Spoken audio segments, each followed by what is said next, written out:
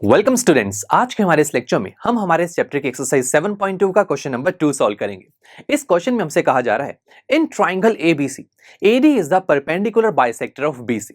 Show that triangle ABC is an isosceles triangle in which AB is equal to AC. तो students, इस question के साथ ये figure हमें गिवन है। हमसे कहा जा रहा है कि यहाँ पर एबीसी एक ट्राइंगल है, जिस ट्राइंगल में जो एडी है वो परपेंडिकुलर बाइसेक्टर है बीसी का। इसका क्या मतलब है?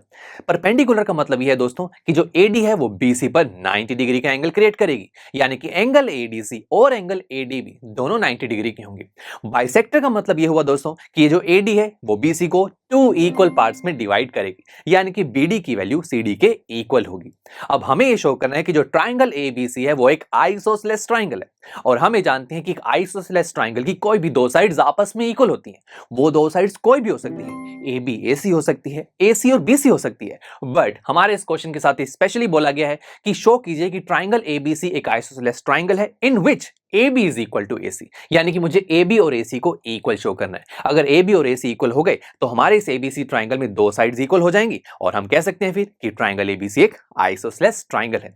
तो अब दोस्तों, इन शॉर्ट मैं ये कह सकता हूं कि मुझे AB को AC के इक्वल शो करना है। कैसे कर सकते हैं? देखिए, जब मैंने AB को AC के इक्वल शो करना है तो AB और AC दोनों दो ट्राइंगल्स की साइड्स हैं। AB को देखा जाए तो वो ADB ट्राइंगल की साइड है, और AC को देखें तो वो ACD ट्राइंगल की साइड है। अब स्टूडेंट्स, अगर इन दोनों ट्राइंगल्स को किसी तरीके से कॉन्ग्रुएंट कर दिया जाए तो हमारा काम बन जाएगा, बिकॉज जब दो ट्राइंगल्स कॉन्ग्रुएंट होते हैं तो उनकी कॉरस्पॉन्डिंग साइड्स आपस में इक्वल होती हैं, और उन साइड्स में AB और AC भी तो प्रेजेंट होंगे ना, और वो दोनों इक्वल हो जाएंगे, एंड यही तो हमें चाहिए। तो आइए शुरू करते हैं, दोनों ट्राइंगल्स को पिक करते हैं। In triangle ABD and triangle ACD, अब चेक करते हैं कि इन दोनों ट्राइंगल्स से रिलेटेड हमारे पास क्या क्या इंफॉर्मेशन है। सबसे पहले तो साफ दिखाई दे रहा है कि दोनों ट्राइंगल्स में एक एक एंगल तो 90 डिग्री का है, दैट इज एंगल ADB और angle ADC both are 90 degree. And students, दोनों ट्राइंगल्स में जो BD साइड है वो CD साइड के इक्वल है, ये भी हमारे पास गिवन है।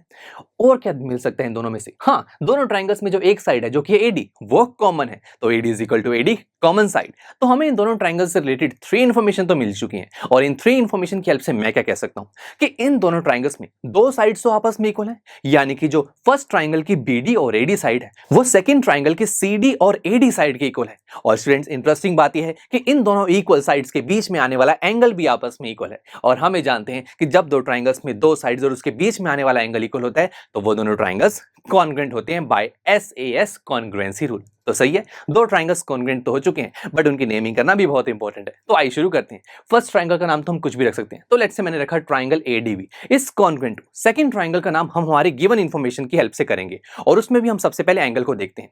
तो सबसे पहले फर्स्ट इंफॉर्मेशन एंगल से रिलेटेड ये है कि जो एंगल ADB है वो एंगल ADC के इक्वल है, यानी कि एंगल D के इक्वल है। सिंपल। तो बस फर्स्ट ट्राइंगल की नेमिंग में जो D है वो सेंटर में लाई कर रहा है, तो सेकंड ट्राइंगल की नेमिंग में भी जो D है वो सेंटर में ही आएगा। अब उसके बाद बाकी की इंफॉर्मेशन तो देखिए साइड्स की है, तो कोई प्रॉब्लम नहीं है, साइड से भी नेमिंग की जा सकती है। जैसे कि सेकंड इंफॉर्मेशन हमारे पास साइड्स की है, जो कि BD की वैल्यू जो है वो CD के इक्वल है, और हमने अभी अभी देखा कि जो D है वो D के इक्वल है, तो D D के इक्वल है, तो B भी C के इक्वल होगा। तो B हमारी फर्स्ट ट्राइंगल की नेमिंग में लास्ट में आ रहा है, तो सेकंड ट्राइंगल की नेमिंग में जो C है वो भी लास्ट में आएगा। तो बस सेकंड ट्राइंगल की नेमिंग में दो चीजें तो फिक्स हो चुकी हैं, D एंड C। क्या रह गया? A, और वेकेंट पोजीशन है फर्स्ट, तो हम A को फर्स्ट पोजीशन पर रख देंगे। तो नेमिंग क्या हुई? Triangle ADB is congruent to triangle ADC by SAS congruency rule.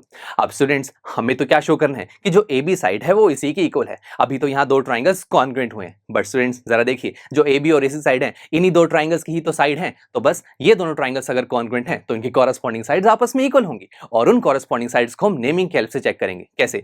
जो AD साइड है वो AD की इक्वल होगी, DB साइड DC के, और लास्ट में AB साइड AC के इक्वल होगी। मुझे यहां पर क्या चाहिए? Yes, AB is equal to AC।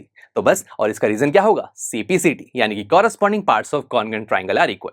तो दोस्तों, यहां से मुझे क्या पता लगा कि इस ABC ट्राइंगल में AB साइड AC की इक्वल है, और एक ट्राइंगल में जब दो साइड्स आपस में इक्वल होती हैं तो वो एक आइसोसेलेस ट्राइंगल होता है, और यही हमें बताना था। तो फिर चलिए दोस्तों, मिलते हैं आपसे नेक्स्ट लेक्चर में, जहां पर हम हमारी इस एक्सरसाइज का क्वेश्चन नंबर 3 सॉल्व करेंगे।